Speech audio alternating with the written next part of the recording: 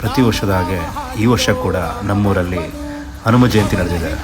ಪ್ರತಿ ಶನಿವಾರ ನಾವೆಲ್ಲ ಆಂಜನೇಯ ಸ್ವಾಮಿನ ನೋಡೋಕ್ಕೆ ಗುಡಿಗೆ ಹೋದರೆ, ಈ ಶನಿವಾರ ನಮ್ಮನ್ನು ನೋಡೋಕ್ಕೆ ರಾಮಾಂಜನೇಯರು ಪ್ರತಿ ವರ್ಷದ ಹಾಗೆ ಬಂದಿದ್ದಾರೆ. ಇದರಿಂದ ಎಷ್ಟೋ ಜನಗಳಿಗೆ ಶ್ರೀ ರಾಮಾಂಜನೇಯರ ದರ್ಶನ ಆಗುತ್ತೆ. ಎಷ್ಟು ಚೆನ್ನಾಗಿದೆ ನೋಡಿ, ದೇವರು ಮತ್ತು ಮನುಷ್ಯರ ನಡುವೆ ಇರೋ ಸಂಬಂಧಗಳು. ಜೈ ರಾಮಾಂಜನೇಯ, ಜೈ ಶ್ರೀರಾಮ್.